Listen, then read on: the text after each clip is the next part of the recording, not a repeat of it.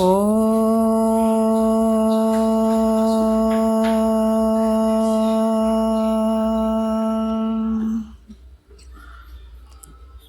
ಗುರುರ್ಬ್ರಹ್ಮ ಗುರುರ್ವಿಷ್ಣು ಗುರುರ್ದೇವೋ ಮಹೇಶ್ವರಃ ಗುರು ಸಾಕ್ಷಾತ್ ಪರಬ್ರಹ್ಮ ತಸ್ಮೈ ಶ್ರೀ ಗುರವೇ ನಮಃ.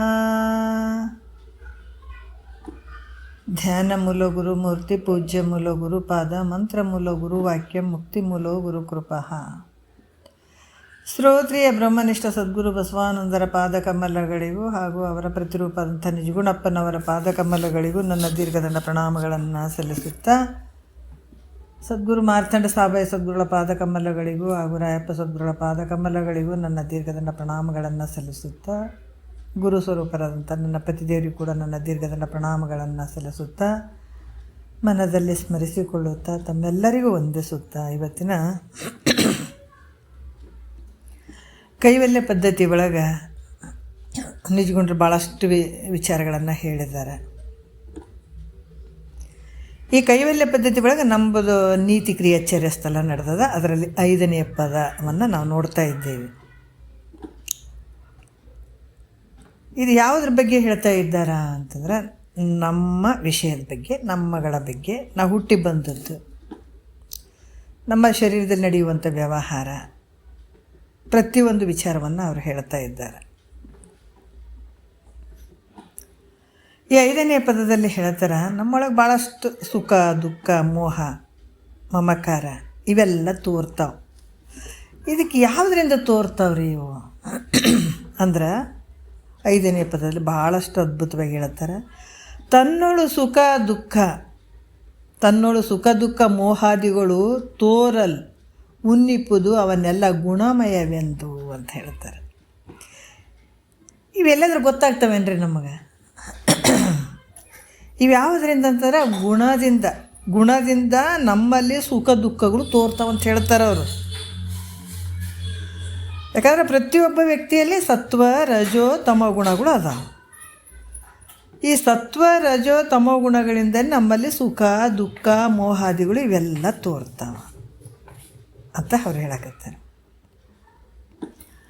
ಇವಾಗ ನಾವು 1ನೆಯ ಒಂದು ನುಡಿ ನೋಡಿದ್ದೀವಿ ನಿನ್ನೆ. ಯಾಕಂದರೆ ತಮೋ ಗುಣದಲ್ಲಿ ಏನೇನು ಇರ್ತಾವಂತ ಹೇಳಿದರು, ನಮ್ಮೊಳಗಿರುವಂಥವು ಹೇಳಿದರು.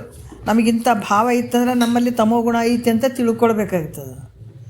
ಏನು ಹೇಳಿದರು? ಒಡಲು ತಾನೆಂದರಿಯುವುದೇ ಮಂದಮತಿ, ಮೋಸ, ಜಡಭಾವ, ನಿದ್ರೆ, ನಿಷೇಧ, ಕರ್ಮಾಳಿ, ಬಿಡದ ಅಲಸತೆ, ಚಪಲತ್ವ ಬಿಡಿದು ವ್ರತ ಕೆಡುವ ತನುವನ್ನೇ ಕೂಡಿಹುದು ತಾಮಸ ಗುಣ ಅಂತ ಹೇಳ್ತಾರೆ ಅವರು.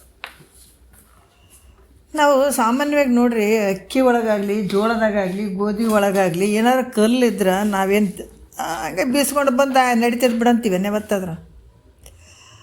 ಇಲ್ಲರಿ, ಭಾಳ ಕಷ್ಟ ಆಗ್ತದೆ ಅಂಥದ್ದೆಲ್ಲ ತಿಂದ್ರೆ ಮತ್ತು ಸ್ಟೋನ್ ಆಗ್ತಾವೆ ಹೊಟ್ಟೆ ಒಳಗೆ. ಅದೆಲ್ಲ ಕ್ಲೀನಾಗಿ ಆರಿಸ್ಬೇಕು, ಕಸ ಕಡ್ಡಿಯನ್ನು ಆರಿಸ್ಬೇಕಂತ ಕ್ಲೀನ್ ಮಾಡ್ಕೊಂಡೆ ಪ್ರತಿ ದಿವಸ ನಾವು ಊಟ ಮಾಡ್ತೀವಿ. ಎಲ್ಲನೂ ಕ್ಲೀನ್ ಇರಬೇಕಂತ ಅಲ್ಲ. ಆದರೆ ದೊಡ್ಡ ವಿಷಯದಲ್ಲೇ ತಪ್ಪಿಬಿಟ್ಟಿದ್ದೀವಿ ನಾವು. ಹೆಂಗೆ ತಪ್ಪಿದ್ದೀವಿ? ಆತ್ಮನಲ್ಲಿ ಅನಾತ್ಮ ಭಾವ ಮಾಡೀವಿ, ಅನಾತ್ಮದಲ್ಲಿ ಆತ್ಮಭಾವ ಮಾಡೀವಿ. ಹಿಂಗೆ ಮತ್ತು ಎರಡು ಒಂದ್ರಾಗ ಒಂದು ಬೆರಿಕೆಯಾಗಿ ಬಿಟ್ಟಾವಲ್ಲ, ಹೆಂಗೆ ಮಾಡೋದು? ಅದಕ್ಕೆ ನಾವು ಇವತ್ತು ಸುಖದಿಂದ ಇರೋಕ್ಕೆ ಸಾಧ್ಯ ಇಲ್ಲ, ಆನಂದದಿಂದ ಇರೋಕ್ಕೆ ಸಾಧ್ಯ ಇಲ್ಲ. ಯಾಕಂದರೆ ಒಂದಕ್ಕೊಂದು ಬೆರಿಕೆ ಆದದಕ್ಕಾಗಿ. ಇದನ್ನು ಬೇರ್ಪಡಿಸ್ಬೇಕಾದ್ರೆ ಸದ್ಗುರುನಾಥನ ಹತ್ರನೇ ಬರಬೇಕಾಗ್ತದೆ. ಎಲ್ಲ ಕಡೆ ಬೆರಿಕೆ ಮಾಡೋರೆ ಭಾಳ ಮಂದಿ ಅದಾರೆ. ಅಪ್ಪ ಅಮ್ಮ ತಂದೆ ತಾಯಿ ಯಾರೇ ಇರಲಿ, ಬಂಧುಗಳಾದವರು, ಬಂದುಂಡು ಹೋಗೋವರು ಬಂಧನ ಕಳಿಯಲರಿಯರು. ಗುರುವಿಂದ ಬಂಧುಗಳುಂಟೆ ಸರ್ವಜ್ಞ ಅಂತ ಹೇಳಿದ್ದಾರೆ. ಇಂಥ ಒಂದು ಕಷ್ಟ. ಯಾಕಂತಂದರೆ ಯಾವಾಗ ಅನಾತ್ಮ ವರ್ಗವನ್ನು ಆತ್ಮ ಅಂತ ತಿಳ್ಕೊಳ್ಳೋದು, ಆತ್ಮದಲ್ಲಿ ಅನಾತ್ಮ ಭಾವ ಮಾಡುವಂಥದ್ದು, ಇದರಿಂದ ಏನಾಗ್ತದೆ ಅಂತಂದ್ರೆ ದುಃಖಕ್ಕೊಳಗಾಗ್ತೀವಿ ನಾವು. ಭಾಳಷ್ಟು, ಒಂದು ದುಃಖ ಅಲ್ಲ, ಒಂದು ಜನ್ಮದ ದುಃಖ ಅಲ್ಲ, ಜನ್ಮಾಂತರ ದುಃಖಗಳು. ಇದಕ್ಕೆ ಫೈನಲ್ ಏನು? ಸದ್ಗುರುವಿನ ಹತ್ರ ಹೋದಾಗ ಮಾತ್ರ ಇದನ್ನು ಬೇರ್ಪಡಿಸ್ತಾನೆ.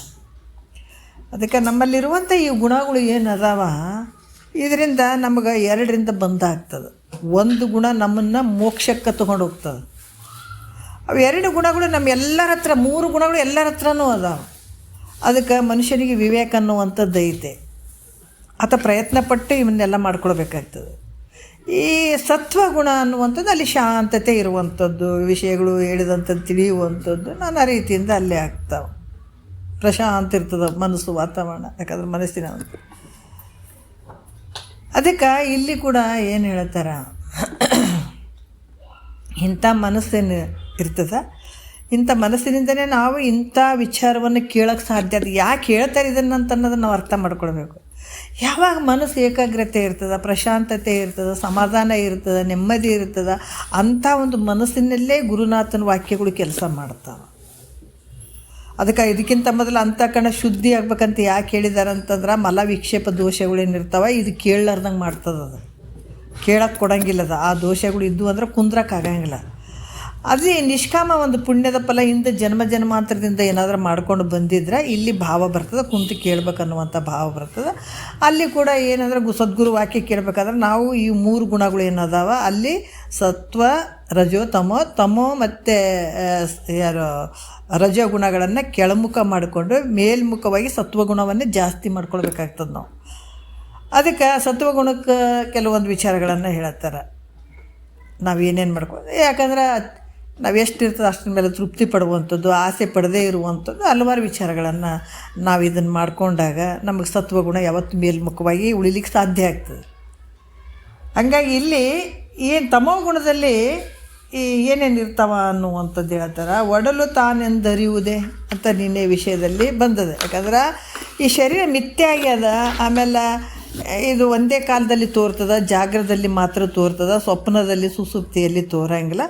ಆದರೂ ಕೂಡ ಇದು ಸತ್ಯ ಅಂತ ಹೋಗುವಂಥದ್ದು, ಈ ಜಡವಾದಂಥ ಶರೀರ ನಂದು ಅನ್ನುವಂಥದ್ದು, ಇದು ಈ ರೀತಿ ಭಾವ ನಾನೇ ಅನ್ನುವಂಥದ್ದು, ಇವೆಲ್ಲ ಭಾವ ಬರೋದರಿಂದ ಏನಾಗ್ತದ,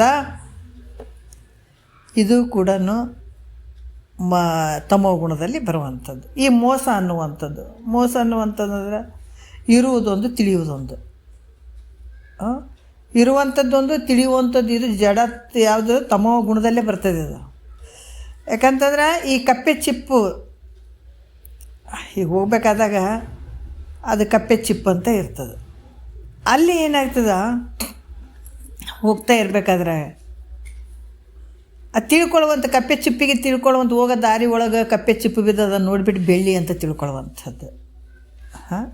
ಈ ರೀತಿ ಹಾದಿಯಲ್ಲಿ ಒಂದು ರತ್ನ ಬಿದ್ದಿರ್ತದೆ, ಭಾಳಷ್ಟು ಹೊಳಿತಿರ್ತದೆ, ಅದು ಗಾಜು ಅಂತ ತಿಳ್ಕೊಳ್ಳುವಂಥದ್ದು. ಯಾಕಂದ್ರೆ ಇರುವಂಥದ್ದು ರತ್ನ ಅದು, ಅದಕ್ಕೇನು ತಿಳ್ಕೊಳ್ಳೋದು, ಗಾಜು ಐತೆ ಅಂತ ತಿಳ್ಕೊಳ್ಳುವಂಥದ್ದು. ಆ ಕಪ್ಪೆ ಚಿಪ್ಪು ಬಿದ್ದಿರ್ತದೆ, ಬಿಸಿಲಲ್ಲಿ ನೋಡಬೇಕು, ಅದು ತಳಕ್ಕಂತ ಹೊಳಿತದಲ್ಲ, ಅವಾಗೇನು ಆ ಕಪ್ಪೆ ಚಿಪ್ಪಿಗೆ ಬೆಳ್ಳಿ ಅಂತ ತಿಳ್ಕೊಳ್ಳುವಂಥ ಭಾವ. ಈ ರೀತಿ ಇದನ್ನು ತಿಳಿಯುವಂಥದ್ದು. ಯಾಕಂದ್ರೆ ಈ ರೀತಿ ಆ ರತ್ನ ಬಿದ್ದದ್ದನ್ನು ಅದು ಗಾಜು ಅಂತ ತಿಳ್ಕೊಂಡು ಅದನ್ನು ತೊಗೊಳ್ಳೋದೇ ಬಿಟ್ಬಿಡುವಂಥದ್ದು ಏನಿರ್ತದ ಅದು ಮೋಸ ಅಂತ ಎಳಿಸ್ಕೊಳತ್ತದ. ಈಗ ನಾವು ಹೆಂಗದೀವಿ, ಭಾಳಷ್ಟು ಮೋಸದಾಗದೀವಿ. ಯಾಕಂತಂದ್ರೆ ಇದು ಯಾವುದು ಸತ್ಯ ಅಲ್ಲ, ಇದು ನಾವು ಮಾಡುವಂಥ ಸತ್ಯ ಅಂತ ನಂಬಿವೆಲ್ಲ, ಇದೇ ದೊಡ್ಡ ಮೋಸ ಅಂತಂದ್ರೇನು, ಇರದೇ ಇರುವಂಥ ಪದಾರ್ಥಗಳು ನಾನು ಅಂದ್ಕೊಂಡು ಕುಂತೀವಿ. ನಮ್ಮ ಕಣ್ಣೆದ್ರಿಗೆ ಎಲ್ಲ ಮಿಥ್ಯೆ ಅದಾವ, ಎಲ್ಲ ಬರ್ತಾವ ಹೋಗಕತ್ತೇವೆ, ಯಾವ ಶಾಶ್ವತ ಇಲ್ಲ ಅಂದರೂ ಕೂಡ ಇದು ಶಾಶ್ವತ ಅಂತ ತಿಳ್ಕೊಂಡಿವೆಲ್ಲ. ಎಷ್ಟೋ ಜನ ನಮ್ಮ ಕಣ್ಣೆದ್ರಿಗೆ ಹುಟ್ಟಿದಾರ, ನಮ್ಮ ಕಣ್ಣೆದ್ರಿಗೆ ಹೋಗ್ತಾ ಇದ್ದಾರೆ, ಆದರೂ ಕೂಡ ನಾನು ಮಾತ್ರ ಹೋಗಂಗಿಲ್ಲ ಅಂತ ಭಾವ ಏನು ನಿನ್ನ ಮನಸ್ಸಿನಲ್ಲಿ ಗಟ್ಟಿ ಇಟ್ಕೊಂಡಿದ್ದೆಲ್ಲ. ಒಂದು ಸಲ ಈ ಶರೀರ ಬಿದ್ದು ಹೋಗುವಂಥದ್ದು ಇದ್ದರೂ ಕೂಡ ಇನ್ನೂ ನಾನು ಇರ್ತೀನಿ ಅನ್ನುವಂಥ ಭಾವ ನಿನ್ನಲ್ಲಿ ದೃಢ ಐತಲ್ಲ, ಇದೇ ಮೋಸ. ಅದಕ್ಕೆ ಇದು ಮೋಸ ಅಂತ ಹೇಳಲ್ಪಡ್ತದೆ. ಯಾಕಂದರೆ ಇರದೇ ಇರುವಂಥದ್ದು ನಾನು ಅಂತ ತಿಳ್ಕೊಂಡು ಕುಂತಂಥದ್ದು ಇದು ಮೋಸ. ಮತ್ತು ಜಡ ಭಾವ ಇದು ಕೂಡ ಯಾವುದನ್ನು ತಿಳಿದೇ ಇರುವಂಥ ಭಾವ. ಎದರಲ್ಲಿ ಬರ್ತವೆ ಇವೆಲ್ಲ ಗುಣಗಳು? ತಮೋ ಗುಣದಲ್ಲಿ. ಕಲ್ಲು ಕಟ್ಟಿಗೆಗಳಂತ, ಯಾಕಂದ್ರೆ ಅವ್ರ ಜಡ ಭಾವ ಅಂತಂದ್ರೆ ಅಂದರೆ ಈ ಕಲ್ಲು ಕಟ್ಟಿಗೆಗಳು ಹೆಂಗಿರ್ತಾವ ಇದ್ರಂಗಿರುವಂಥ ಮನುಷ್ಯರು, ಈ ದನಗಳು ಅನ್ನುವಂಥ ತಿಳುವಳಿಕೆ ಇರ್ತದೆ ನಾವು ಕಲ್ಲು ಕಟ್ಟಿಗೆಗಳಿಗೆ ಇರಂಗಿಲ್ಲ ನೋಡ್ರಿ, ಜಡ ಭಾವದಿಂದ ಕೂಡಿರ್ತಾವೆ. ಮತ್ತು ನಾವು ಕಲ್ಲು ಕಟ್ಟಿಗೆಗಳು ಅಂತ ಅವಕ್ಕೇನಾರು ಅರ್ಥ ಅದೇನೋ, ಇವು ದನಗಳು ಅದಾವ, ಇವು ಮನುಷ್ಯರು ಅದಾವ ಅಂತ ಕಲ್ಲು ಕಟ್ಟಿಗೆಗಳಿಗೆ ಏನಾರ ಜ್ಞಾನ ಐತೇನೋ? ಇಲ್ಲ. ಮತ್ತು ಕಲ್ಲು ಕಟ್ಟಿಗೆಗಳಿಗೆ ನಾವು ಕಲ್ಲು ಕಟ್ಟಿಗೆ ಆಗಿಬಿಟ್ಟಿವಪ್ಪ ಅಂತ ಏನಾರು ಐತೇನು ಅಂತಂದ್ರೆ ಅವು ತಿಳುವಳಿಕೆ ಐತೇನಂದ್ರೆ ಅದು ಕೂಡ ಇಲ್ಲ ಅವಕ್ಕೆ. ಅದ್ರಂಗೆ ನಾನು ಯಾರು ಅನ್ನುವಂಥ ತಿಳುವಳಿಕೆ ಐತೇನಂದ್ರೆ ಅದೂ ಇಲ್ಲ. ನಾನು ಯಾರು ಇದ್ದೀನಂತ ತಿಳುವಳಿಕೆ ನಮ್ಗೆ ಐತೇನು ಇಲ್ಲ. ಅದಕ್ಕೆ ಜಡಭಾವ ಅಂತ ಹೇಳುತ್ತೆ. ಈ ಜಡಭಾವದಿಂದ ಕೂಡಿದಂಥದ್ದು ಎಲ್ಲಿ ಬರ್ತದೆ? ಇದು ತಮೋಗುಣದಲ್ಲೇ ಬರ್ತದ ನೋಡ್ರಿ. ಮತ್ತೀಗ ಸಮಾಧಾನ, ಯಾವಾಗ ಮನಸ್ಸು ಸಮಾಧಾನದಿಂದ ಇರ್ತದೆ? ಯಾಕಂದ್ರೆ ಯಾವಾಗ ಈ ಸಮಾಧಾನ ಅನ್ನುವಂಥದ್ದು ನೋಡ್ರಿ, ಈ ಮಂದ ಬುದ್ಧಿಯಿಂದ ಕೂಡಿದಂಥ ಪುರುಷನಿಗೆ ಏನಾದರೂ ಹೇಳಿದ್ರೆ ಸ್ವಲ್ಪ ತಿಳಿತದೆ. ಆದ್ರೆ ಜಡಭಾವದಿಂದ ಕೂಡಿದಂಥವ್ನಿಗೆ ಏನೂ ತಿಳಿಯಂಗಿಲ್ಲ ಅಂತ ನಾವು. ಅದಕ್ಕೆ ಜಡಭಾವಕ್ಕಿಂತ ಸ್ವಲ್ಪ ಮಂದಮತಿ ಸ್ವಲ್ಪ ಚಲೋ. ಯಾಕಂದರೆ ಈ ಜಡಭಾವದವನಿಗೆ ಏನೂ ಅರ್ಥನೇ ಆಗಂಗಿಲ್ಲ, ಏಟು ಹೇಳಿದ್ರೂ ಅರ್ಥ ಆಗಂಗಿಲ್ಲ. ಅದರ ಮಂದಮತಿ ಏನು ಇರ್ತದಲ್ಲ ಒಂದು ಸ್ವಲ್ಪ ಗೊತ್ತಾಗ್ತದೆ ಹೇಳಿದರೆ, ಈ ರೀತಿ ಇರುವಂಥದ್ದು. ಮತ್ತು ನಿದ್ರೆಯಲ್ಲಿ ಮಹಾತ್ಮರು ಭಾಳಷ್ಟು ಏನು ಮಾಡಿದರು? ಮಹಾಮಾಯೆ ನಿದ್ರೆ ತಾಯಿ, ನೀನು ನನ್ನ ಹತ್ರ ಬರಬೇಡವ, ಒಂದು ಸ್ವಲ್ಪ ಹೊತ್ತು ದೂರ ಇರು ಅಂತ ಹೇಳ್ತಾರೆ ಅವರು. ಯಾಕಂದ್ರೆ ನಿದ್ರೆಯಲ್ಲಿ ಅತಿ ನಿದ್ರೆ ಇರಬೇಕು, ಎಷ್ಟು ಸ್ವಲ್ಪ ಅಷ್ಟೇ. ಅತಿ ನಿದ್ರೆ ಇರುವಂಥದ್ದು ಅದು ಕೂಡ ತಮೋ ಗುಣದಲ್ಲೇ ಬರ್ತದೆ. ಭಾಳಷ್ಟು ಮಲಗೋದೇ ಯಾವತ್ತು ಮಲಗೋದು ಭಾವ ಇರ್ತದೆ ನೋಡ್ರಿ. ಅತಿ ನಿದ್ರೆ, ಅತಿ ಆಹಾರ, ಊಟ ಮಾಡೋದು, ಜಾಸ್ತಿ ತಿನ್ನೋದು, ಭಾಳಷ್ಟು ಮಲಗೋದು, ಇವೆಲ್ಲ ಏನಾಗ್ತಾವಂದ್ರೆ ತಮೋ ಗುಣದಲ್ಲಿ ಬರ್ತಾವ. ನಮಗೇನಾರು ಹಂಗೆ ಅನಿಸ್ತಿತ್ತಂದ್ರೆ ನಾವು ತಮೋ ಗುಣ ನಮ್ಮಲ್ಲಿ ಜಾಸ್ತಿ ಅದಂತ ನಾವು ತಿಳ್ಕೊಳ್ಬೇಕು ಅಲ್ಲ. ಅರ್ಥ ಆಯ್ತಲ್ಲ? ಅದಕ್ಕೆ ನಮ್ಮ ವಿಚಾರನೇ ಹೇಳಕತ್ತಾರ, ನಾವು ಹೆಂಗದೀವಿ ಅನ್ನೋದನ್ನು ತಿಳ್ಸಕತ್ತಾರೆ ಮಹಾತ್ಮರು. ಬರೀ ಮಂದಿ ವಿಚಾರ ತಿಳ್ಕೊತ ಹೋಗಿವಿ, ಭಾಳ ಜನ ಮಾತ್ರ ಬರೀ ಮಂದಿ ವಿಷಯಗಳನ್ನು ಮಾತಾಡೀವಿ, ಮಂದಿ ವಿಚಾರಗಳನ್ನೇ ತಿಳ್ಕೊಂಡಿವಿ. ಮತ್ತು ಈಗ ಹಂಗೆ ಮಾಡಿದ್ರೆ ಎಂಥ ಮೂರ್ಖನೋ ನೀನು ಅಂತಾರೆ ಮಹಾತ್ಮರು. ನಿನಗೆ ಏನು ಬರೀ ಮಂದಿದೆ ನೋಡ್ತಿದ್ದಲ್ಲ, ಸ್ವಲ್ಪ ನಿಂದು ನೋಡ್ಕೊಳಪ್ಪ, ನಿನ್ನ ಬಲ್ಲಿ ಏನೇನು ಅದಾವ ಅಂತ ನೋಡ್ಕೊ. ನಿನ್ನ ಕತಿ ಏನೋ ದೊಡ್ಡ ಪುರಾಣ ಐತಪ್ಪ ನಿಂದು, ಅದು ನೀನೇ ತಿಳ್ಕೊಬೇಕಾಗ್ಯದ. ಅದಕ್ಕೆ ಅವ್ರು ಹೇಳ್ತಾರ, ಅತಿ ನಿದ್ರೆ, ಅತಿ ಆಹಾರ ಇವು ತಮೋ ಗುಣದ ಲಕ್ಷಣಗಳು ಇವು. ಅದರಿಂದ ನಿದ್ರೆ ಮಾಡಬೇಕಾದ್ರೂ ಕೂಡ ಮಿತಿ ಇರಬೇಕು. ಭಾಳಷ್ಟು ಇಲ್ಲಿ ಕೂಡ ಹೇಳ್ತಾರೆ, ಅದಕ್ಕೆ ಒಂದು ಲಿಮಿಟೆಡ್. ನೀ ಏನೇ ಕೆಲಸ ಮಾಡಬೇಕಾದ್ರೆ ಸ್ವಲ್ಪ ನಿದ್ರೆಗಿಡಬೇಕು, ಕೆಲಸಕ್ಕೆ ಇಡಬೇಕು. ಭಾಳಷ್ಟು ಕೆಲಸ ಮಾಡುವಂಥವನು ಒಂದು ಸ್ವಲ್ಪ ನಿದ್ರೆಗಿಟ್ಟು ಇನ್ನೊಂದು ಸ್ವಲ್ಪ ದುಡಿಲಿಕ್ಕೆ ಕೆಲಸಕ್ಕೆ ಅದಕ್ಕೆಲ್ಲ ಇಟ್ಕೊಂಡು ಮಲಗುವಂಥದ್ದು. ಅದಕ್ಕೆ ಇದಕ್ಕೂ ಕೂಡ ಹೇಳ್ತಾರೆ, ತಾಸು ನಿದ್ರೆ, ನಿತ್ಯದಲ್ಲಿ 8 ತಾಸು ನಿದ್ರೆ ಮಾಡ್ತಕ್ಕಂಥದ್ದು ಭಾಳ ದೊಡ್ಡ ಕೆಲಸ ಮಾಡೋದಾದ್ರೆ. ಭಾಳಷ್ಟು ಕೆಲಸ ಮಾಡುವಂಥವ್ರು ದಿವಸದಾಗ ಒಂದು 8 ತಾಸು ನಿದ್ದೆ ಮಾಡ್ಬೇಕಾಗ್ತದೆ. ಸಾಧಾರಣ ದುಡಿಯುವಂಥವ್ರು ಎಷ್ಟು ತಾಸು ಅಂದರೆ ಕನಿಷ್ಠ 6 ತಾಸು ಮಲಗಿದ್ರೆ ಸಾಕು ಅಂತ ಹೇಳ್ತಾರೆ ಅವರು. ಮತ್ತು ಯೋಗಿಗಳಿಗೆ ಎಷ್ಟು ಈಗ ಜಾಸ್ತಿ ದುಡಿಯೋರಿಗೆ 8 ತಾಸು ನಿದ್ದೆ ಬೇಕು ಅವರಿಗೆ. ಆಮೇಲೆ ಸ್ವಲ್ಪ ಕಡಿಮೆ ದುಡಿಯೋಂಥವ್ರಿಗೆ 6 ತಾಸು ನಿದ್ದೆ ಆದರೆ ಸಾಕು. ಮತ್ತು ಯೋಗಿಗಳಿಗೆ ಚಂತನ ಮಕ್ಕೋಬೇಕೇನ್ರಿ? 12 ಗಂಟೆ ನಿದ್ದೆ ಮಾಡ್ಬೇಕೇನು ಅವ್ರು? ಅಂದ್ರೆ ಅವ್ರಿಗೆ ಕನಿಷ್ಠ 4 ತಾಸು ನಿದ್ರೆ ಸಾಕಂತಾರೆ. ಇದಕ್ಕಿಂತ ಕಡಿಮೆ ಆಗಬಾರ್ದು. ಇದಕ್ಕಿಂತ ಕಡಿಮೆ ಆದರೆ ಏನಾಗ್ತದೆ, ಶರೀರಕ್ಕೆ ಹಲವಾರು ರೋಗಗಳು ಬರ್ತಾವೆ. ಹೆಚ್ಚಿನ ನಿದ್ರೆ ಮಾಡಿದರೆ ತಮೋ ಗುಣ ಜಾಸ್ತಿ ಇರ್ತದೆ ಅಂತ ತಿಳ್ಕೊಬೇಕು. ಭಾಳ ಚಂದ ಹೇಳ್ತಾರೆ ನೋಡ್ರಿ. ಮತ್ತು ನಿಷೇಧ ಕರ್ಮಾಳಿ ಅಂತನ್ನುವಂಥದ್ದು, ವೇದಗಳಲ್ಲಿ ಯಾವ ಕರ್ಮವನ್ನು ಮಾಡಬೇಕು ಅದನ್ನು ಮಾಡಬೇಕು. ಅದಕ್ಕೆ ಮನೋ ಯತ್ರ ಗಚ್ಚಂತಿ ತತ್ರ ಗಚ್ಚಂತಿ ವಾನರಃ, ಶ್ರುತಿ ಯತ್ರ ಗಚ್ಚಂತಿ ತತ್ರ ಗಚ್ಚಂತಿ ನರಃ. ಶಿಷ್ಯನಿಗೊಬ್ಬ ಶಿಷ್ಯ ಗುರುಗಳಿಗೆ ಶಿಷ್ಯ ಬಿಡ್ಕೋತಾನೆ, ಎಂಥ ಅಜ್ಞಾನಿಯು ನಾನು ಹೇ ಗುರುವೇ, ಎಂಥ ಅಜ್ಞಾನಿಯು ನಾನು, ಮನದ ಮಾತು ಕೇಳುವೇನೋ ಮಂಗನಾಗಿ ಹೋಗುವೇನೋ, ಮನದ ಮಾತು ಕೇಳುವೇನು ಮಂಗನಾಗಿ ಹೋಗುವೇನು, ವ್ಯರ್ಥವಾಗಿ ದಿನ ಕಳೆದೇನೋ ಗುರುವೆ ನಾನು. ನೋಡ್ರಿ, ನಿನ್ನ ನಾನು ತಿಳಿಯದಾದೆನೋ, ಎಂಥ ಅಜ್ಞಾನಿಯು ನಾನು ಹೇ ಗುರುವೇ, ಎಂಥ ಅಜ್ಞಾನಿಯು ನಾನು. ಸುಜ್ಞಾನಿ ಅಂತಾರನ್ನ ಯಾರಾದ್ರು? ಅಜ್ಞಾನಿ ಅಂತಾರೆ. ಯಾಕಂತಾರ? ಮನಸ್ಸಿನ ಮಾತು ಕೇಳಿದವನಿಗೆ ಸುಜ್ಞಾನಿ ಅನ್ನಂಗಿಲ್ಲ, ಅಜ್ಞಾನಿ ಅಂತಾರೆ. ಆ ಮನಸ್ಸು ಏನಾದರೂ ಹೇಳ್ತದ್ರಿ, ಅದು ಭಾಳ ಗದ್ದಲಕ್ಕೆ ಹಾಕಿಬಿಡ್ತದೆ ನಿನಗೆ. ನಿನ್ನ ಮನಸ್ಸು ನಿನಗೆ ತಿಳ್ಕೊಬೇಕು ನಮ್ಮ ಮನಸ್ಸು ಹೆಂಗೆ ಕುಣಿದಾಡ್ತದಂತ. ಅದು ಭಾಳ ಕುಣಿದಾಡ್ತದೆ. ಅದಕ್ಕೆ ಈಜಿ ಬಿಟ್ಬಿಟ್ರೆ ಅದು ಸುಮ್ಮನೆ ನಿನ್ನ ಎಲ್ಲೆಲ್ಲೋ ತೊಗೊಂಡೋಗಿ ಪಾತ್ರಕ್ಕೆ ಹಾಕಿಬಿಡ್ತದೆ. ಅದಕ್ಕೆ ಸ್ವಲ್ಪ ಬಂಧಿಸ್ಬೇಕು, ತಿಳಿಸ್ಬೇಕು, ಅಲ್ಲಿ ಹೋಗೋದಲ್ಲ ಅದು ಅಂತ ಮಹಾತ್ಮರು ಇದನ್ನೇ ಮಾಡಿದರು. ಅದಕ್ಕೆ ವೇದದಲ್ಲಿ ಹೇಳಿದಂಥದ ಪ್ರಕಾರ ನಾವು ನಡ್ಕೊಳ್ಬೇಕು. ಶ್ರೋತ್ರಿಯ ಬ್ರಹ್ಮನಿಷ್ಠ ಸದ್ಗುರುಗಳು ಹೇಳ್ದಂಗೆ ನಾವು ಕೇಳಬೇಕು. ಅದಕ್ಕೆ ಹಿರಿಯರು ದೊಡ್ಡವರು ಹೇಳ್ತಾರಲ್ಲ ಅಂಥ ವಿಚಾರಗಳನ್ನು ಕೇಳಬೇಕನ್ನುವಂಥ ಭಾವ ಬರಬೇಕು. ಅದಕ್ಕೆ ಹೇಳ್ತಾರೆ, ಸೋಲಬೇಕು ಹಿರಿಯರಲ್ಲಿ, ಗೆಲುವು ನಿನ್ನ ಸೇರುವುದಲ್ಲಿ. ಯಾವಾಗ ಹಿರಿಯರಿಗೆ ನಾವು ಸೋಲ್ತೀವಿ ಅವಾಗ ಗೆಲುವು. ಎಂಥವ್ರು ಅಂದರೆ ತತ್ವವನ್ನು ಬಲ್ಲಂಥವ್ರು ಹಿರಿಯರು, ಜ್ಞಾನಿಗಳು. ಅಂಥ ಒಂದು ವಿಚಾರವನ್ನು ಹೇಳುವಂಥದ್ದು. ಆ ಪ್ರಕಾರ ನೀ ಏನಾದರೂ ನಡ್ಕೊಂಡಿದ್ದೆ ಅಂತಂದ್ರೆ ಅದು ಭಾಳಷ್ಟು ಶ್ರೇಷ್ಠ ಅನ್ನಿಸ್ಕೊಳ್ತದೆ. ವೇದಗಳಲ್ಲಿ ಇದು ಮಾಡಬಾರ್ದಪ್ಪ, ಇದರಿಂದ ನಿನಗೆ ದುಃಖ ಐತೆ, ಇದರಿಂದ ನರಕ ಐತೆ, ಇದು ಭಾಳಷ್ಟು ಕನಿಷ್ಠವಾಗಿರುವಂಥದ್ದು ಐತೆ, ಇದು ಬಿಡು ಅಂದರೆ ಅದನ್ನು ಬಿಡುವಂಥದ್ದು. ಅವುಗಳನ್ನು ಅದು ಯಾವುದನ್ನು ವೇದಗಳಲ್ಲಿ ಈ ಕರ್ಮಗಳನ್ನು ಮಾಡಬೇಡ ಅಂತ ಆ ನಿಷೇಧ ಕರ್ಮ ಅಂತ ಹೇಳ್ತಾರೆ.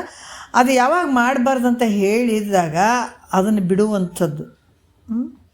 ಆ ವೇದದಲ್ಲಿ ಇಂಥದ್ದು ಮಾಡಬೇಡ ಅಂತ ಹೇಳುವಂಥದ್ದು ನಿಷೇಧ ಕರ್ಮ. ಅದು ನಿಷೇಧ ಕರ್ಮ ಮಾಡದೇ ಇರುವಂಥದ್ದು, ಮಾಡಬಾರ್ದು ಅನ್ನುವಂಥದ್ದು, ಈ ರೀತಿ ಇರುವಂಥದ್ದು.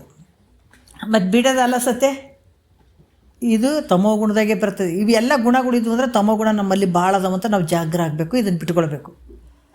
ಯಾಕೆ ಹೇಳಕತ್ತೀರಂದ್ರೆ ನೋಡಿರಿ, ಎಳಿಯಾಗಿ ಬಿಚ್ತಾರವರು. ಬಿಡೋದು ಅಲಸತೆ ಅಂದ್ರೆ ಇವತ್ತು ನೋಡೋಣ, ನಾಳೆ ನೋಡೋಣ, ಕೆಲಸ ಏನಾದರೂ ಮಾಡಬೇಕಾಗೈತಿ, ನಾಳೆ ನೋಡಂಬ್ರಿ, ನಾಡ್ದು ನೋಡಂಬ್ರಿ ಅನ್ನುವಂಥ ಭಾವ ಬರುವಂಥದ್ದು, ಅಲಸ್ಯ ಬುದ್ಧಿ ಬರುವಂಥದ್ದು. ಅದಕ್ಕೆ ಇಲ್ಲಿ ಕೂಡ ಅವ್ರೇನು ಹೇಳ್ತಾರೆ, ಭಾಳಷ್ಟು ವಿಚಾರಗಳನ್ನು ಹೇಳ್ತಾರೆ. ಈ ಅಲಸ್ಯತನ ಮಾಡುವಂಥದ್ದು ಇದು ಒಳ್ಳೆಯದಲ್ಲ. ಇದರಿಂದ ಭಾಳಷ್ಟು ಜನ್ಮ ವ್ಯರ್ಥ ಆಗ್ತದೆ ಈ ಭಾವ. ಅದೇ ಒಬ್ಬ ಸದ್ಗುರುನಾಥ ಕೇಳ್ತಾ ಇದ್ದಾಗ ನಾಳೆ ಕೇಳೋಣ, ನಾಡ್ದು ಕೇಳೋಣ, ಹೀಗೇ ದಿವಸಗಳನ್ನು ಕಳೆದು ಬಿಡುವಂಥದ್ದು. ಹೀಗಾಗಿ ಅಲಸ್ಯ ಭಾವ ಎಲ್ಲಿ ಬರ್ತದಂದ್ರೆ ತಮೋ ಗುಣದಲ್ಲಿ ಬರುವಂಥದ್ದು ಅಂತ ಕೂಡ ಹೇಳ್ತಾರೆ ಅವರು. ಮತ್ತು ಇನ್ನೂ ಒಂದು ಹೇಳ್ತಾರೆ ಅವರು, ಚಪಲತ್ವ ಬಿಡಿದು ಅಂತಂದ್ರೆ ಈ ಚಪಲತ್ವದಿಂದ ಕೂಡಿಕೊಂಡು ಅಂದ್ರೆ ಒಬ್ಬರನ್ನು ಹೀಯಾಳಿಸಿ ಮಾತಾಡುವಂಥದ್ದು. ಎಷ್ಟೇ ಪಂಡಿತನಿದ್ದರೂ ಕೂಡ ನೋಡ್ರಿ, ಎಷ್ಟೇ ಪಂಡಿತನಿದ್ದರೂ ಕೂಡ, ಆ ವಯಸ್ಸಿನಿಂದ ಹಿರಿಯರಿದ್ದರೂ ಕೂಡ, ಅವರು ಯಾವ ರೀತಿಯಿಂದ ಶ್ರೇಷ್ಠರಿದ್ದರೂ ಕೂಡ ಅವರನ್ನು ವ್ಯರ್ಥವಾಗಿ ಹೀಯಾಳಿಸಿ ಮಾತನಾಡುವುದನ್ನು ಐತಲ್ಲ, ಅದು ಚಪಲತ್ವ ಅಂತ ಹೇಳ್ತಾರೆ. ಅದಕ್ಕೆ ಬರೀ ಮಾತಾಡುವಂಥದ್ದು. ಎಂಥ ಒಂದು ಚಲೋ ಒಂದು ಒಳ್ಳೆ ಪಂಡಿತನಿಂದ ಇರುವಂಥ ವ್ಯಕ್ತಿಗೆ ಕೂಡ ಹೀಯಾಳಿಸಿ ಮಾತಾಡುವಂಥದ್ದು, ಇದಕ್ಕೆ ಚಪಲತ್ವ ಅಂತ ಕೂಡ ಹೇಳ್ತಾರೆ. ಮತ್ತು ಈ ಪ್ರಕಾರ ಮ್ಯಾಲ ಹೇಳಿದಂಥ ದುರ್ಗುಣಗಳನ್ನು ವಿಚಾರ ಮಾಡಿ ತಿಳ್ಕೊಂಡು, ಸದ್ಗುರುನಾಥ ನೋಡ್ರಿ, ಪತ್ತೆ ಇರ್ತದಲ್ಲ, ಭಾಳ ದೊಡ್ಡ ರೋಗ ಇರ್ತದ, ಸ್ವಲ್ಪ ಪತ್ತೆ ಮಾಡ್ರಪ್ಪ, ಎಣ್ಣೆ ಪದಾರ್ಥ ತಿನ್ನಬೇಡ್ರಿ, ಕುಡಿಯೋದು ಬೇಡ, ಸಿಗರೇಟ್ ಸೇದೋದು ಬೇಡ ಅಂತ ಭಾಳಷ್ಟು ಹೇಳ್ತಾರೆ ನೋಡ್ರಿ ಪತ್ತೆಗಳು. ಹಂಗೆ ಇಲ್ಲಿ ಹೇಳ್ತಾರೆ, ಇವೆಲ್ಲ ತಾಮಸ ಗುಣಗಳು ಬರ್ತವೆ, ಇವನ್ನೆಲ್ಲ ನೀನು ಬಿಟ್ಟು ಬಿಡು. ಇದರಿಂದ ನಿನಗೆ ಅನರ್ಥವಾಗಿ ನಿನ್ನ ಜೀವನವನ್ನು ನಷ್ಟ ಮಾಡ್ತಾವ. ಅದಕ್ಕೆ ಇದು ತಾಮಸ ಗುಣ ಅಂತ ಕೂಡ ಹೇಳ್ತಾರೆ. ಇವೆಲ್ಲ ಬರುವಂಥದ್ದು ಏನಿರ್ತಾವೆ ಗುಣಗಳು, ಇದು ತಾಮಸ ಗುಣ ಅಂತ ಹೇಳ್ತಾರೆ. ಇನ್ನು ರಾಜಸ ಗುಣಗಳು ಹೆಂಗೆ ಇರ್ತಾವೆ ನಮ್ಮ ಶರೀರದೊಳಗೆ ಅಂತಂದ್ರೆ ಈಗ ಹೇಳ್ತಾರೆ, ಮದ, ಲೋಭ, ಮೋಹ, ಮಾತ್ಸರ್ಯ, ನಿಷ್ಠುರ, ಕರ್ಮ, ಸುದತಿಯರ ಆಸೆ, ಕಪಟ ರೀತಿ, ಕೋಪ, ಕದನ, ಕರ್ಕಶ ವೃತ್ತಿ, ಕಡುಶೋಕ, ನಿರ್ದಯ ಮೊದಲಾದ ಕಲುಷ ವಿವನರಿಯೇ ರಾಜಸ ಗುಣ ಅಂತ ಹೇಳ್ತಾರೆ. ಇಲ್ಲಿ ಮದ ಅಂದರೆ ನಾನು ದೊಡ್ಡವನು, ನಾನು ಪಂಡಿತ ಅನ್ನುವಂಥದ್ದು ನೋಡ್ರಿ, ಇದು ಗರ್ವ, ಭಾಳದು ಗರ್ವ ಇರ್ತದೆ. ಇದು ಎಲ್ಲರಿಗೂ ಬಿಡಂಗಿಲ್ಲ. ಈಗ ಎಲ್ಲರೂ ಕುಂತು ಕೇಳೋರಿಗೆ ಹಿಡ್ಕೊಂಡು ಹೇಳೋರಿಗೂ ಬಿಡಂಗಿಲ್ಲ. ನಾ ದೊಡ್ಡ ಪಂಡಿತ, ಏನೋ ಒಂದು 4 ಅಕ್ಷರ ಹೇಳಿದಾಗ ನಮಗೂ ಬಂದುಬಿಡ್ತದೆ, ದೊಡ್ಡ ನಮ್ಮ ತಿಳಿದೋರ ಯಾರಿಲ್ಲ ಅಂತೀವಿ. ಆದರೆ ಅದೇ ಹೇಳ್ತೀವಲ್ಲ, ಒಂದು ಇಲಿ ಸತ್ತದ ನಟಿಗೆ ಒಂಟಿನೇ ಬಿದ್ದು ಸತ್ತಿರ್ತದೆ, ಅದನ್ನು ಹೆಂಗೆ ತೆಗೆದು ಹಾಕೋದು ಮನ್ಯಾಗ, ಹಂಗಾಗ್ತದೆ ಹಣೆ ಬೇರೆ. ಎಲ್ಲ ಬಿಟ್ಟಿವಿ ಅಂದ್ಕೊಂಡು ಕೇಸಿ ಆಮೇಲೆ ಬಿಟ್ಟಿವನ್ನ ಭಾವನೆ ಬಿಟ್ಟಿರಲಿಲ್ಲ ಅಂದ್ರೆ ಅದು ಒಂಟಿ ಆಗಿಬಿಡ್ತದೆ, ಅದು ತೆಗೆದು ಹಾಕೋಕ್ಕೆ ಸಾಧ್ಯನೇ ಇಲ್ಲ ಅದು. ಅದಕ್ಕೆ ಮದ ಅನ್ನುವಂಥದ್ದು ನನ್ನಷ್ಟು ಪಂಡಿತನೇ ಯಾರಿಲ್ಲ, ನನ್ನಷ್ಟು ತಿಳ್ಕೊಂಡವರೇ ಯಾರಿಲ್ಲ. ನಾನೇ ಶ್ರೀಮಂತ ಅನ್ನುವಂಥದ್ದು. ನಮ್ಮಂಥವ್ರು ಯಾರು ಇಲ್ಲವೇ ಇಲ್ಲಪ್ಪ ಜಗತ್ತಿನೊಳಗೆ, ಅಟ್ಟು ನಾವು ಒಳ್ಳೆಯವರು ಅನ್ನುವಂಥದ್ದು. ಬರೀ ತನ್ನ ಪ್ರತಿಷ್ಠೆ, ನನ್ನದೇ ನಾನು ಭಾಳ ಶ್ರೇಷ್ಠ ಅಂತ ತನ್ನ ಪ್ರತಿಷ್ಠೆನೇ ಹೊಗಳ್ಕೊಳ್ಳುವಂಥದ್ದು, ಅನ್ಯರನ್ನು ತಿರಸ್ಕಾರ ಮಾಡುವಂಥ ಯಾರೇ ಇರಲಿ, ಅಂಥವರೇ ಇರಲಿ, ನಾನು ಸರಿ ಅಲ್ಲ ಬಿಡು ಅಂತ ಏನೋ ಇರ್ತದಲ್ಲ ಆ ಭಾವ, ಇದು ಮದ ಅಂತ ಹೇಳಿಸ್ಕೊಳ್ಳುತ್ತದೆ. ನನ್ನ ಸರಿ ಯಾರಿಲ್ಲ ಅಂತ ಅನ್ನುವಂಥ ಭಾವ ಏನಿರ್ತದ, ಇದು ಮದ ಅಂತ ಹೇಳಿಸ್ಕೊಳ್ತದೆ. ಲೋಭ, ಈ ಲೋಭ ತನಗೆ ಪ್ರಾಪ್ತಿಯಾದಂಥ ಒಂದು ದ್ರವ್ಯ ಇರ್ತದಲ್ಲ, ದುಡ್ಡು ಇರ್ತದ ಅಥವಾ ಏನೋ ಒಂದು ಆಸ್ತಿ, ಅದೆಲ್ಲ ಯಾರಿಗೂ ಅದನ್ನು ಒಂದು ಚೂರು ಕೊಡದೆ, ಯಾರೇ ಒಂದು ಕಷ್ಟ ಅಂತಂದ್ರು ಅಂದ್ಕೊಳ್ರಿ, ಏನಾದರೂ ತೊಂದರೆ ಅಂತಾನೆ ಅಂದ್ಕೊಳ್ರಿ, ಏನಿದ್ದವರಿಗೆ ಕೂಡ, ಕಷ್ಟ ಅಂತ ಬಂದವರಿಗೆ ಕೂಡ ಅದನ್ನು ಯಾರಿಗೆ ಒಂದು ಚೂರು ಕೊಡದೆ ಇರುವಂಥದ್ದು. ಮತ್ತು ಯಾವುದೇ ರೀತಿಯಿಂದ ತಾನು ಸರಿಯಾಗಿ ತಿನ್ನದೆ, ತಾನು ತಿನ್ನಂಗಿಲ್ಲ, ಮನೆಗಿದ್ದವ್ರಿಗೆ ಹೆಂಡತಿ ಮಕ್ಕಳಿಗೂ ಕೊಡಂಗಿಲ್ಲ, ಬಂಧು ಬಳಗೋಕ್ಕಿಲ್ಲ, ಒಂದು ದಾನ ಧರ್ಮನೂ ಇಲ್ಲ, ಏನೂ ಇಲ್ಲ. ಲೋಭತ್ವ ಅದಕ್ಕೆ ಹೇಳ್ತಾರೆ, ಕಡು ಲೋಭದಿಂದ ದುರ್ಗುಣ ಅನ್ಯ ಮುಂಟೆ ಅಂತ ಹೇಳ್ತಾರೆ. ಕಡು ಲೋಭ, ಈ ಬರೀ ಲೋಭಕ್ಕಿಂತ ಕಡು ಲೋಭ ಅನ್ನುವಂಥದ್ದು, ತಾನು ತಿನ್ನಂಗಿಲ್ಲ, ಮನ್ಯಾಗ ಮಕ್ಳು ಮರಿಗಳಿಗೂ ಕೊಡಂಗಿಲ್ಲ, ದಾನ ಧರ್ಮ ಮಾಡಂಗಿಲ್ಲ, ಬಂಧು ಬಳಕ ತಾನೇ ತಿನ್ನಂಗಿಲ್ಲ ಅಂತಂದರೆ ಇನ್ನು ಬೇರೆದವ್ರಿಗೆ ಕೊಡೋದಂಥ ದೂರ ಉಳಿತಲ್ಲ. ಇದು ಲೋಭತ್ವ ಅನ್ನುವಂಥದ್ದು ದೊಡ್ಡ ಗುಣಗಳಲ್ಲಿ ಕೆಟ್ಟ ಗುಣ ಅಂತಾರೆ ಇದು ಲೋಭತ್ವ ಅನ್ನುವಂಥದ್ದು. ಯಾಕಂದರೆ ಇದ್ರ ಎಷ್ಟು ದುಃಖ ಅನುಭವಿಸ್ತಾ ಇದ್ದಾನ. ಕೆಲವ್ರು ಹೇಳ್ತಾರೆ, ಇಲ್ಲರಿ ಗುರುಗಳ ಕೊಡಂತಾರೆ, ಏನಾತೇನು ಭಾರಿ ದುಡ್ದ ನನ್ನ ಕೊಡೋದಕ್ಕೆ, ಈ ಭಾವ ಬರ್ತದೆ. ಆದರೆ ಈ ಲೋಭತ್ವ ಎಂಥ ಸರ್ವನಾಶವನ್ನು ಮಾಡಿಬಿಡ್ತದೆ ತನ್ನನ್ನು ತನಗೆ. ಅದಕ್ಕೆ ಹೇಳ್ತಾರಲ್ಲ ಅವರು, ದಾನ ಧರ್ಮ ಮಾಡಲಿಲ್ಲ ನಿನ್ನ ಕರಗಳು, ತೀರ್ಥಕ್ಷೇತ್ರ ನೋಡಲಿಲ್ಲ ನಿನ್ನ ಕಂಗಳು, ಸದ್ವಿಚಾರ ಕೇಳಲಿಲ್ಲ ನಿನ್ನ ಕಿವಿಗಳು, ಬರಲಿಲ್ಲ ಬಾಯಿಯಿಂದ ಹಿತದ ನುಡಿಗಳು. ಯಾವಾಗ ಲೋಭತ್ವ ಇತ್ತು ಅಂತಂದಾಗ ದಾನ ಧರ್ಮ ಮಾಡೋಕ್ಕೆ ಕೈನೇ ಬರೋಂಗಿಲ್ಲ. ಅದು ಬರಲಿಲ್ಲ ಅಂದ್ರೆ ಯಾವ ತೀರ್ಥಯಾತ್ರೆಗಳನ್ನು ನೋಡೋಕ್ಕಾಗಂಗಿಲ್ಲ, ನೀ ಪುಣ್ಯನೂ ಜಮಾ ಆಗಂಗಿಲ್ಲ. ಪರೋಪಕಾರಾಯ ಪುಣ್ಯ ಅಂತ ಹೇಳ್ತಾರಲ್ಲ, ಆ ಪುಣ್ಯ ನಿನಗೆ ಯಾವತ್ತೂ ಸಿಗಂಗಿಲ್ಲ. ಸಿಗದೇ ಇದ್ದಾಗ ನಿನ್ನ ನೋಡ್ರಿ ಅಲ್ಲಿ ಯಾವ ರೀತಿಯಿಂದ ಕೊನೆಗೆ ಸದ್ವಿಚಾರ ಕಿವಿಗಳಿಗೆ ಬೀಳ್ತಾವೆ ಅಂದ್ರೆ ಸದ್ವಿಚಾರನೂ ಬೀಳಲಿಲ್ಲ. ಕೊನೆಗೆ ನಿನಗೆ ಶಬ್ದ ಶಿವ ಅಂತ ಬಾಯಿಗೆ ಕೂಡ ಶಬ್ದ ಬರಲಾರ್ದು ಸತ್ಕೊಂಡು ಹೋಗ್ತೀಯಲ್ಲಪ್ಪ. ಲೋಭತ್ವ ಒಳ್ಳೆಯದಲ್ಲ. ಇದ್ರೆ ಎಲ್ಲ ಕೊಡ್ಬೇಕೇನ್ರಿ, ರೊಕ್ಕ ಎಲ್ಲ ಇದ್ದದ್ದು ಕೊಡ್ಬೇಕನ್ನ ಅವರಿಗೆ? ಇದ್ದದ್ದು ಅಲ್ಲಪ್ಪ. ನೀವು ₹1 ದುಡ್ದೆ ಅಂತಂದ್ರೆ ಅದ್ರಾಗ ಒಂದು 4ನೇ ಭಾಗ, 3/4 ಭಾಗ ನಿನಗಿಟ್ಕೋ, ನೀನು ಹೆಂಡ್ತಿ ಮಕ್ಕಳಿಗೆ ಇಟ್ಕೋ, ತಿನ್ನಿಸ್, ನೀ ಬೇಕಾದ್ದು ಮಾಡು. ಅದ್ರ 1/4 ಭಾಗ ಮಾತ್ರ ನೀನು ಕೊಡುವಂಥದ್ದು ಹಾಕಬೇಕು. ಯಾರಿಗೆ? ಸತ್ಪಾತ್ರಕಂ ದಾನಮ್ ಅಂತ ಹೇಳ್ತಾರೆ. ಅಂಥವ್ರಿಗೆ ಯಾರೋ ಒಂದು ಕಷ್ಟದವರಿಗೆ ಅದೆಲ್ಲ ಕೊಡಬೇಕಾಗ್ತದೆ. ಆದ್ರೆ ಈ ಲೋಭತ್ವ ಏನು ಅನ್ನಿಸ್ತದೆ, ಭಾಳಷ್ಟು ನಿನ್ನನ್ನು ಕಷ್ಟಕ್ಕೆ ತೊಗೊಂಡು ಹೋಗ್ತದೆ. ಹಾಗಾಗಿ ಇದು ಲೋಭ ಅಂತ ಹೇಳ್ತೀವಿ. ಯಾರಿಗೂ ತಾನು ತಿನ್ನಂಗಿಲ್ಲ, ಇನ್ನೊಬ್ರಿಗೂ ಕೊಡಂಗಿಲ್ಲ. ಇದಕ್ಕೇನಂತಾರೆ? ಲೋಭತ್ವ ಅಂತ ಹೇಳಿಸ್ಕೋತಾರೆ. ಈ ಮೋಹ ಅನ್ನುವಂಥದ್ದು ಹೆಂಡತಿ ಮಕ್ಕಳು ಅಲ್ಲಿರುವಂಥ ಮೋಹ, ಅವೆಲ್ಲ ಅವೆಲ್ಲ ನಿಜವಾಗಿ ಶಾಶ್ವತ ಏನಂದರೆ ಕ್ಷಣಿಕವಾಗಿರುವಂಥದ್ದು. ಎಲ್ಲರ ಬಂಡವಾಳಗಳು ಗೊತ್ತಾಗ್ತದೆ, ಯಾವಾಗ ನಾಳೆ ಬಿದ್ದಾಗೂ ಗೊತ್ತಾಗ್ತದೆ.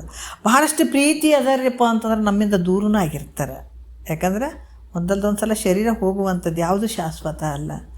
ಅದಕ್ಕೆ ಸತಿ ಸುತರು ಎನ್ನವರೆಂದು ನೆಚ್ಚಿರುವೆ, ಮರಣ ಕಾಲದಿ ನಿನ್ನ ಹಿಂದೆ ಬಹರೆ, ಇರುವ ದ್ರವ್ಯವೆಲ್ಲವನ್ನು ಕೊಟ್ಟು ಕಳಿಸುವರೆ, ಸತಿಪುತ್ರರೆನ್ನವರೆಂದು ನೆಚ್ಚಿರುವೆ, ಮರಣ ಕಾಲದಿ ನಿನ್ನ ಹಿಂದೆ ಬಹರೆ, ಇರುವ ದ್ರವ್ಯವೆಲ್ಲವನ್ನು ಕೊಟ್ಟು ಕಳಿಸುವರೆ, ಯಮಪುರದ ಬಾಧೆಯನ್ನು ಬಂದು ಬಿಡಿಸಿಕೊಂಬುವರೆ ಅಂತ ಹೇಳಿದ್ರೆ. ಅಪ್ಪ, ನಾನು ಇಂಥದ್ದೆಲ್ಲ ಮಾಡೋಕ್ಕಾಗಲ್ಲ, ನನ್ನ ಹೆಂಡತಿ ಮಕ್ಕಳೇ ನನಗೆ ಶಾಶ್ವತ ಅದಾರು. ನೀ ಅಂದ್ಕೊಂಡಿರ್ಬೇಕು. ನಿಮ್ಗೆ ಗೊತ್ತಿರ್ತದೆ. ನಾನು ಒಂದು ಸಣ್ಣ ದೃಷ್ಟಾಂತ ಹೇಳ್ಬೋದು. ಯಾಕಂದ್ರೆ ಜೀವನ ಕಳೆದ್ಬಿಟ್ಟಿರ್ತೀವಿ, ಗಂಡ ಮನೆ ಮಕ್ಕಳು ಸಂಸಾರ ಬಂಧು ಬಳಗ ಎಲ್ಲಟ್ಟು ಕಳೆದಿರ್ತೀವಿ. ಆದರೆ ಯಾರಿಗೆ ಯಾರಿಲ್ಲ ಎರವಿನ ಸಂಸಾರ, ನೀರ ಮೇಲಿನ ಗುರುಳೆ ನಿಜವಲ್ಲ ಹರಿಯೇ ಅಂತ ದಾಸರು ಕೂಡ ಹಾಡ್ತಾರೆ. ಯಾರಿಗೆ ಯಾರು ಅಲ್ಲ ಅನ್ನುವಂಥದ್ದು. ಗುರುಗಳು ಹೋಗ್ತಾಯಿದ್ರು, ಈತನು ಶಿಷ್ಯನು ಹೋಗ್ತಾ ಇದ್ದ, ಹಣ್ಣುಗಳು ಭಾಳ ಇಟ್ಕೊಂಡಿದ್ದ. ಗುರು ಕೇಳಿದ, ಒಂದು ಹಣ್ಣು ಕೊಡಪ್ಪ ಅಂತ. ಅಂದ, ಇಲ್ಲ ನನ್ನ ಹೆಂಡತಿ ಮಕ್ಕಳಿಗೆ ತೊಗೊಂಡು ಹೋಗ್ತಾ ಇದ್ದೀನಿ ಗುರುಗಳೇ ಅಂತಂದ.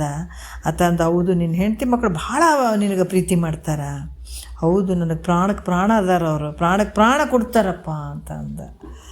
ಹೌದಾ, ಆಯಿತಾ, ನೀನು ಅಷ್ಟು ನಂಬಿ ಏನೇ ನಿನ್ನ ಹೆಂಡತಿ ಮಕ್ಕಳಿಗೆ? ಹೌದು, ಹೆಂಡತಿ ಮಕ್ಕಳಿಗೆ ಭಾಳ ನಂಬಿದ್ದೀನಿ ಗುರುಗಳೇ, ನಾನು ನನ್ನ ಪ್ರಾಣನೇ ಅದಾರ ಗುರುಗಳೇ ಅವರು.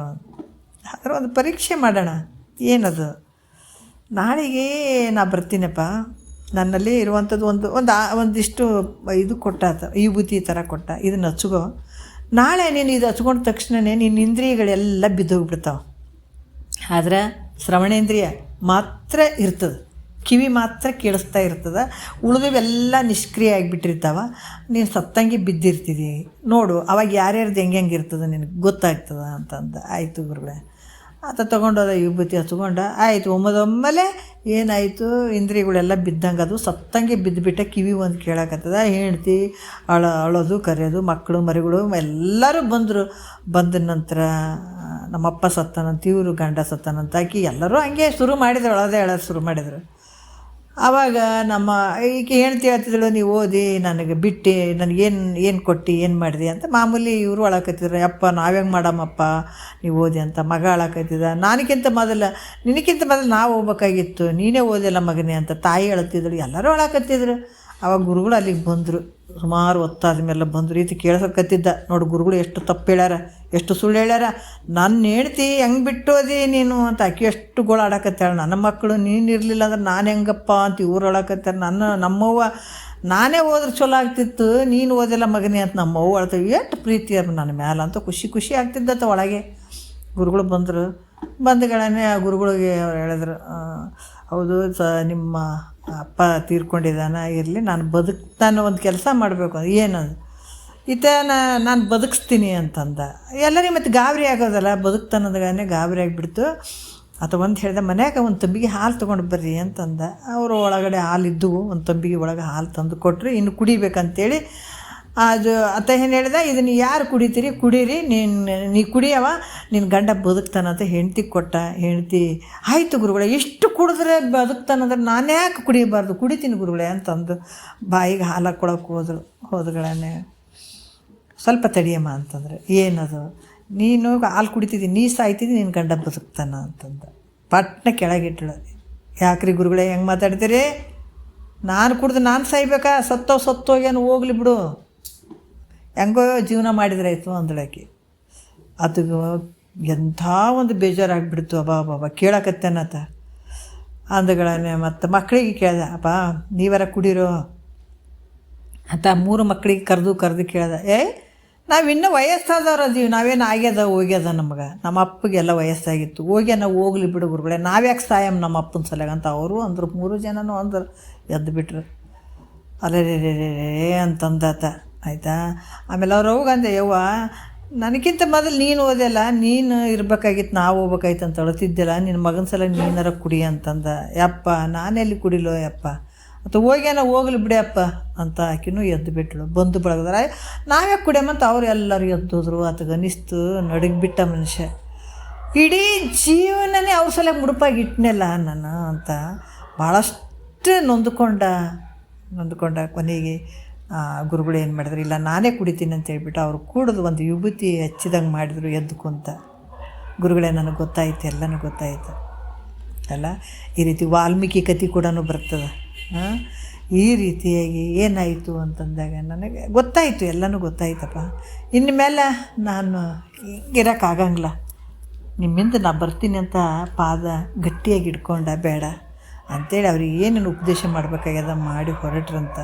ಅದಕ್ಕೆ ಮಹಾತ್ಮರು ಹೇಳ್ತಾರೆ, ಮೋಹ ಅನ್ನುವಂಥದ್ದು ಕೂಡ ಭಾಳಷ್ಟು ಇದೇ ಮೋಹದಲ್ಲಿ. ಈ ಮೋಹ ಏನು ಮಾಡಿಸ್ತದೆ, ಇದು ತಮೋಗುಣದಲ್ಲೇ ಬರುವಂಥದ್ದು. ಇದು ಮಮಕಾರ ಮೋಹ ಅನ್ನುವಂಥದ್ದು, ಇದನ್ನು ನಾವು ಜಾಸ್ತಿ ಮೇಲ್ಮುಖವಾಗಿರುವಂಥದ್ದು ಇದು ಮೋಹ. ಭಾಳಷ್ಟು ಒಂದು ವಸ್ತುಗಳಿಗೆ ಪ್ರೀತಿ ಮಾಡ್ತೀವಿ, ಮನೆಯಲ್ಲಿ ಹೆಂಡತಿ ಮಕ್ಕಳು. ಮಾಡಬಾರ್ದಂತಲ್ಲ, ಒಂದು ವಿಚಾರ ಹೇಳ್ತಾರೆ, ಇಲ್ಲರಿ ನಾವು ಮಾಡಬಾರ್ದೇನ್ರಿ ಬಿಟ್ಟು ಎಲ್ಲರೂ ಹೋಗ್ಬೇಕೇನೋ ಅಂತಲ್ಲ. ಇದು ತಮೋಗುಣದಾಗ ಬರುವಂಥದ್ದು, ಇದು ಬಂಧಕ್ಕೆ ಗುರಿ ಮಾಡುವಂಥದ್ದು. ಅದಕ್ಕೆ ಮಮಕಾರಕ್ಕಿಂತ ಮಿಕ್ಕಿನ ಬಂಧ ಮುಂಟೆ ಅಂತ ಹೇಳ್ತಾರೆ. ನಾವು ಹೆಂಡ್ತಿನೇ ಇರಲಿ, ಮಕ್ಕಳೇ ಇರಲಿ, ಯಾರು ಗಂಡಗೆ ಹೆಂಡ್ತಿ ಆಗಿರ್ಬೋದು, ಹೆಂಡ್ತಿ ಎಲ್ಲರೂ ತಮ್ಮ ಕರ್ಮವನ್ನು ಅನುಭವಿಸೋಕೆ ಭೂಮಿಗೆ ಬಂದವರು. ಯಾಕೆ ಪ್ರೀತಿ ತೋರಿಸ್ಬಾರಂದು ಅದಕ್ಕೆ ಹೇಳ್ತಾರೆ, ಸಂತ್ಯಾಗ ಬಂದಿವೆಲ್ಲ ಸಾಮಾನು ಬಿಡದೆ ಎಲ್ಲ, ನೆನಪೀಲೆ ಕೊಡಬೇಕಲ್ಲ ತಿರುಗಿ ಎಂದು ಬರೋದಿಲ್ಲ. ನಮಗೆ ಹಿಂದೆ ಅವ್ರು ಯಾರಿದ್ರು ಗೊತ್ತಿಲ್ಲ, ನಮಗೆ ಈಗ ಕಲ್ತಿದ್ದೀವಿ, ಮುಂದೆ ಅವ್ರು ಯಾರಾದರೂ ನಮ್ಗೆ ಗೊತ್ತಾಗಂಗಿಲ್ಲ. ನಮ್ಮ ಅಪ್ಪನೇ ಈತ, ನಮ್ಮ ಅವ್ವನೇ ಈತ, ನಾನು ಹೇಳ್ತೀನಿ ಯಾರು ಬರೋಂಗಿಲ್ಲ. ಮುಂದೆ ಸತ್ತೋದ್ಮೇಲೆ ಎಲ್ಲಿ ಬೇರೆ ಶರೀರ ಬಂದಿರ್ತದಲ್ಲ ಮುಂದೆ ಹೋದರೂ ಕೂಡ. ಆದರೆ ಇವರೇ ಅಂತ ನಾವೆಲ್ಲರೂ ಮತ್ತೆ ಭೇಟಿ ಆಗ್ತೀವಿ ಅನ್ನೋದ್ರೆ ಭೇಟಿ ಆಗ್ತೀವಿ, ಬೇರೆ ಬೇರೆ ರೂಪದಾಗ ಭೇಟಿ ಆಗ್ತೀವಿ. ನಮ್ಮ ಕರ್ಮಕ್ಕೆ ಅನುಸಾರವಾಗಿ ನಮ್ಮ ಶರೀರಗಳು ಮುಂದೆ ಬರ್ತಾವಲ್ಲ, ಯಾರೋ ಒಬ್ಬರು ಪ್ರಾಣಿಗಳೇ ಆಗಿರ್ಬೋದು, ಗಿಡ ಮರಗಳೇ ಆಗಿರ್ಬೋದು, ಮನುಷ್ಯರೇ ಆಗಿರ್ಬೋದು, ಆ ರೂಪದಾಗ ಕಾಣೋಕ್ಕಾಗ್ತದೆ. ಯಾಕಂದ್ರೆ ನಮ್ಮ ಕರ್ಮಗಳು ನಮ್ಮ ಸುತ್ತ, ಗಂಡನ ಕರ್ಮ ಗಂಡನ ಸುತ್ತ, ಹೆಂಡ್ತಿ ಕರ್ಮ. ನಾನು ಅದನ್ನೇ ಹೇಳ್ತೀನಿ ಭಾಳಷ್ಟು. ನನ್ನ ಗಂಡ ಕೇಳ್ತಂತ ಹೆಂಡ್ತಿ ತಪ್ಪಿಸ್ಕೊಳ್ಬಾರ್ದು. ಹೆಂಡ್ತಿ ಕೇಳಕತ್ತಾಳ, ಗಂಡ ನಾನು ಇಲ್ಲರಿ ನಮ್ಮ ಮನೆಯವರೇ ಕೇಳಕತ್ತೀರಿ, ನಾವು ಸಂಸಾರ ಹೆಂಗೆ ಬಿಡ್ತದ್ರಿ ಅಂತಂದ್ರೆ ನೀನು ಹಾಳಾಗಿ ಹೋಗ್ತಿದೆ. ನಾನು ಹೆಂಡ್ತಿ ಕೇಳಕತ್ತಾಳೆ, ನನಗೆಲ್ಲಿ ಬಿಡ್ರಿ ಅಂತ. ಈತ ಮಾಡಿದ್ರೆ ಈತ ಹಾಳಾಗಿ ಹೋಗ್ತಾನೆ. ಯಾಕಂದರೆ ಯಾರ್ಯಾರು ಬಂದೀವಿ ಭೂಮಿಗೆ ಬಂದಾರಂತಂದ್ರೆ ಅವ್ರಿಗೇ ಇರ್ತದೆ ಇದು. ಯಾರ್ದು ಪುಣ್ಯ ಯಾರಿಗೆ ಹೋಗಂಗಿಲ್ಲ ಇದು. ಯಾರು ಕೇಳ್ತಾರೆ ಅವರಿಗೇ ಇದು. ಇದೇ ಕಟ್ಟಿಟ್ಟು ಬುತ್ತಿ. ಹೆಂಡ್ತಿ ಕೇಳಿದ್ರೆ ಹೆಂಡ್ತಿಗೈತೆ. ಪ್ರತಿಯೊಬ್ಬರು ತಮ್ಮ ಕರ್ಮಕ್ಕನುಸಾರವಾಗಿ ಶರೀರ ಬಂದ. ಅದಕ್ಕೆ ಮೊದಲ ಜನ್ಮದ ದೇಹ ಈ ದೇಹವಿನ್ನು ಮುಂದೆ ಒದಗುವ ದೇಹವೇ ಬೇರೆ ಬೇರೆ, ಪುದಿದು ನೀನೋರ್ವನವರೊಳಗಲ್ಲದೆ ಕರ್ಮದುದಯದಿಂ ದೇಹಿಯಾಗಿರುವುದರಿಂದ. ಯಾಕೆ ಈ ಶರೀರ ಬಂತಂದ್ರೆ ನಮ್ಮ ಕರ್ಮಕ್ಕೆ ಬಂದಿದ್ದಾವೆ. ಮತ್ತು ನಮ್ಮ ಪಾಪ ಪುಣ್ಯಕ್ಕನುಸಾರವಾಗಿ ಈ ಶರೀರಗಳು ಬಂದಾವಂದ್ರೆ ಮತ್ತೆ ಅದನ್ನೇ ಮಾಡ್ಕೊಂಡು ಸತ್ತರೆ ಏನು ಚಂದ ಹೇಳ್ರಿ. ಹೆಂಡ್ತಿ ಮಕ್ಕಳಂತ ಗುತ್ತಿಗೆ ಹಿಡೀರಿ, ಬೇಡ ಅನ್ನಂಗಿಲ್ಲ. ಆದರೆ ಹೆಂಗಿರ್ಬೇಕಂದ್ರೆ ಅಲ್ಲಿ ಒಳಗಡೆ ಉದಾಸೀನ ಭಾವ ಇರಬೇಕು. ನಮ್ಮ ಒಳಗಡೆ ಹೆಂಗಿರಬೇಕು, ಮ್ಯಾಲ ಭಾಳಷ್ಟು ಪ್ರೀತಿ ಇರಬೇಕು, ಇಲ್ಲಿಂದಿಷ್ಟೇ. ಅದ್ರ ಒಳಗಡೆ ಅದ್ರ ಬಗ್ಗೆ ಉದಾಸೀನ ಭಾವ ಇರಬೇಕು. ಎಲ್ಲ ನಾಶ ಆಗಿ ಹೋಗುವಂಥದ್ದು ಯಾವುದು ಶಾಶ್ವತ ಅಲ್ಲ ಅನ್ನುವಂಥ ತಿಳ್ಕೊಳ್ಳುವಂಥದ್ದು. ಹಂಗಾಗಿ ಇಲ್ಲಿ ಮೋಹ ಅನ್ನುವಂಥದ್ದು, ಮೋಹ ಹೆಂಡತಿ ಮಕ್ಕಳ ಮೇಲೆ ಪ್ರೇಮ ಇಡುವಂಥದ್ದು ಏನಿರ್ತದೆ, ಇದು ಮೋಹ. ಇದು ಕೂಡ ತಮೋ ಗುಣದಲ್ಲಿ ಬರ್ತದೆ. ಹಾಗಾಗಿ ಇದು ಕೂಡ ಸಲ್ಲದು ಅಂತ ಹೇಳ್ತಾರೆ. ಮಾತ್ಸರ್ಯ ಅಂದ್ರೆ ಎರಡನೇವರ ಒಂದು ಐಶ್ವರ್ಯವನ್ನು ನೋಡಿ. ಹಿಂದಿನ ಕಥೆಯಲ್ಲಿ ಹೋಗ್ಯದ, ಅಣ್ಣ ತಮ್ಮ ತಪಸ್ಸು ಕೂತ್ಕೊಂಡಾಗ ತಮ್ಮ ಏನು ಕೇಳಿದ್ರೆ ನನಗೆ 2 ಕೊಡು ಅಂತ ಅಣ್ಣ ಕೇಳಿದಾಗ ಈತ 2 ಕಣ್ಣು ಹೋಗಲಿ, 1 ಕಣ್ಣು ಹೋಗಲಿ, 1 ಮಗ ಹೋಗಲಿ. ನೋಡ್ರಿ, ಇದು ಒಂದು ಮಾತ್ಸರ್ಯ ಅಂತ ಅನಿಸ್ಕೊಳ್ತದೆ. ಇದು ಕೂಡ ನಮ್ಮಲ್ಲಿ ಎಲ್ಲ ಪ್ರತಿಯೊಬ್ಬರ ಬಳಿ ಇರುವಂಥವು. ಇವತ್ತು ಮಹಾತ್ಮರು ಆಗಿಬಿಟ್ಟಾರ್ರಿ. ಇದೇ ಅನ್ನ ತಿಂದರು, ಇದೇ ಸೂರ್ಯ, ಇದೇ ಚಂದ್ರ, ಇದೇ ಹಗಲಿ, ಇದೇ ರಾತ್ರಿ, ಇದೇ ನಿದ್ದೆ, ಇದೇ ಪಂಚಭೂತದಿಂದ ಶರೀರ. ಅವ್ರಿಗೇನು ಬೇರೆ ಬೇರೆ ಶರೀರ, ಸಪ್ತಧಾತುಗಳಿರುವಂಥ ಶರೀರ ಅವರಿಗೆಲ್ಲ ಇತ್ತು. ಅವ್ರು ಮಹಾತ್ಮರು ಅದ್ರು. ಯಾಕಂದರೆ ಇವನ್ನೆಲ್ಲ ಬಿಟ್ಕೊಂಡ್ರೆ ಅವ್ರು ತಿಳ್ಕೊಂಡು ಒಂದು ಬಿಟ್ಕೊತ ಬಂತರು. ಅವರು ದೊಡ್ಡ ಮಹಾತ್ಮರಾಗಿಬಿಟ್ರು, ಆನಂದದಾಗ ಉಳ್ಕೊಂಡ್ಬಿಟ್ರು. ನಾವೆಲ್ಲ ಇವು ಹಿಡ್ಕೊಂಡದಕ್ಕಾಗಿ ಮಹಾದೆವ್ವಗಳಾಗಿವಿ. ಯಾಕಂದ್ರೆ ಎಲ್ಲಿ ಹೋದ್ರೂ ಕೂಡ ಹೇಳ್ತಾರಲ್ಲ, ಕಳ್ಳಿ ಸಾಲಿನಾಗ ಕುಂತಿತ್ತು ದೆವ್ವ, ಕೈ ಮಾಡಿ ಕರದಿತ್ತವ್ವ, ಎನ್ನ ಕಂದಾಗ ದೆವ್ವ ಬಡದಿತ್ತವ್ವ, ಬಿಡಿಸುವರಾರಿಲ್ಲವ್ವ.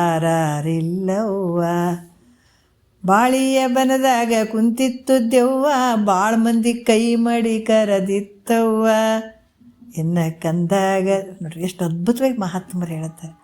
ಇವೆಲ್ಲ ದೇವ್ ಬಿಡೋದದ್ರಿ ನಮಗಿದ್ರದ್ದೆಲ್ಲ. ಇಂಥ ಗುಣಗಳನ್ನು ಇಟ್ಕೊಂಡು ಭಾಳಷ್ಟು ಇಂಥವೆಲ್ಲ ಇಟ್ಕೊಂಡು ನಮಗೆ ಸುಖ ಆಗಲಿ, ಆನಂದ ಆಗಲಿ, ಮುಕ್ತಿ ಆಗಲಿ. ಎಲ್ಲಿದಾಗ್ತದೋ ಮುಕ್ತಿ ನಿನಗೆ? ಅದಕ್ಕೆ ಮಹಾತ್ಮರು ಹೇಳ್ತಾರೆ, ಈ ಮಾತ್ಸರ್ಯ ಅನ್ನುವಂಥದ್ದು ಏನೈತೆ ಇದು ತಮೋ ಗುಣದಾಗ ಬರ್ತದೆ. ನಮ್ಮಲ್ಲೇ ಇವೆಲ್ಲ ಇರುವಂಥವು. ಅದು ಬೇರೆದವ್ರಿಗೆ ಕೈ ಮಾಡಿದಕ್ಕೆ ಈ ಶಾಸ್ತ್ರ ಹೆಂಗದಂದ್ರೆ ಇನ್ನೊಬ್ರಿಗೆ ಹಿಂಗೆ ಬೊಟ್ಟು ಮಾಡಿ ತೋರಿಸುವಂಥದ್ದಲ್ಲ ಇದು. ಹಿಂಗೆ ನಾವೇನು ತೋರು ಬೆರಳಿಂದ ಹಿಂಗೆ ಇವ್ರು ಅಂತ ತೋರಿಸ್ದಾಗ 4 ಬೆರಳು ನಮ್ಮ ಕಡೆ ತೋರಿಸ್ತದಲ್ಲ, ಅದು ಸತ್ಯ. ಮೊದಲು ನೀ ಹೆಂಗಿದ್ದಿ ಅಂತ ನೋಡ್ಕೊತೀವಿ, 4 ಬೆರಳು ನಮ್ಮ ಕಡೆ ತೋರಿಸ್ತಾವೆ. ಒಂದೇ ಬೆರಳು ಅದನ್ನ ಕಡೆ ತೋರಿಸಿದ್ರೆ 4 ಬೆರಳು ನಮ್ಮ ಕಡೆ ತೋರಿಸ್ತಾವೆ.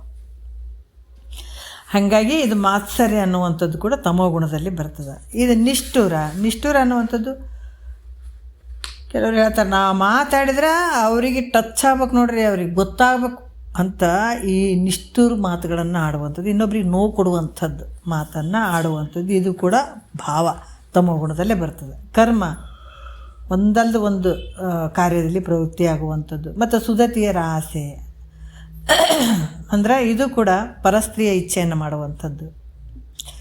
ಇದು ಕೂಡ ಅದೇ ವ್ಯಸನದಲ್ಲಿ ಕಾಲ ಕಳೆಯುವಂಥದ್ದು. ಇದು ಕೂಡ ಏನು ತಮೋ ಗುಣದಲ್ಲಿ ಬರುವಂಥದ್ದು. ಕಪಟ ರೀತಿ. ಈ ಕಪಟ ರೀತಿ ಅಂತ ಯಾಕೆ ಹೇಳ್ತಾರೆ ಅಂದ್ರೆ, ಮನಸ್ಸಿನಲ್ಲೇ ಇರುವಂಥದ್ದೊಂದು, ಹೊರಗಡೆ ನಾಟಕ ಮಾಡುವಂಥದ್ದು ಒಂದು, ಹೊರಗಡೆ ಮಾತಾಡುವಂಥದ್ದು ಒಂದು. ಯಾಕಂದರೆ ಇದು ವಾಣಿಯಿಂದ ನುಡಿಯುವುದು ಮತ್ತು, ಯಾಕಂದರೆ ಮನಸ್ಸಿನಲ್ಲಿರುವಂಥದ್ದು ಒಂದು, ವಾಣಿಯಲ್ಲಿ ನುಡಿಯುವಂಥದ್ದು ಮತ್ತೊಂದು, ಶರೀರದಿಂದ ಮಾಡುವಂಥದ್ದು ಇನ್ನೊಂದು. ಈ 3 ರೀತಿಯಿಂದ ಬರುವಂಥದ್ದು ಕಪಟ ಅಂತಾರೆ. ಗೊತ್ತಾಯ್ತಲ್ಲ? ಕಪಟ ಅಂದ್ರೆ ಮನಸ್ಸಿನಲ್ಲೇ ಇರುವಂಥದ್ದು ಒಂದು, ವಾಣಿಯಿಂದ ಬಾಯಿಯಿಂದ ಮಾತಾಡುವಂಥದ್ದು ಇನ್ನೊಂದು, ಮತ್ತು ಶರೀರದಿಂದ ಮಾಡುವಂಥದ್ದು ಇನ್ನೊಂದು. ಈ ರೀತಿ ಇರುವಂಥದಕ್ಕೆ ಏನು ಅಂತಾರೆ ಕಪಟ ಅಂತ ಹೇಳ್ತಾರೆ. ಕಪಟತ್ವ ಅಂತ ಯಾವ್ದು ಕೇಳ್ತಾರೆ ಅಂದರೆ ಈ ರೀತಿ ಇರುವಂಥದ್ದು ಕಪಟ ಅಂತ ಹೇಳ್ತಾರೆ. ಮತ್ತು ಜಗಳ ಆಡೋದು, ಇದು ಜಗಳ ಆಡುವಂಥದ್ದು ಹೆಂಗೆ ಐತಪ್ಪ ಅಂದ್ರೆ ಬರೀ ಇನ್ನೊಬ್ಬರ ಜಗಳ ಕಾಯುವಂಥದ್ದು, ಇದು ಕೂಡ ತಮೋ ಗುಣದಾಗೆ ಬರುವಂಥದ್ದು. ಮತ್ತು ಕರ್ಕಶ ವೃತ್ತಿ, ಅದಕ್ಕೆ ಇದು ಭಾಳಷ್ಟು ನೋಡ್ರಿ, ಎಲ್ಲರೂ ಮನುಷ್ಯರಂತ ಅನ್ನೋಕ್ಕೆ ಸಾಧ್ಯ ಇಲ್ಲಲ್ಲ.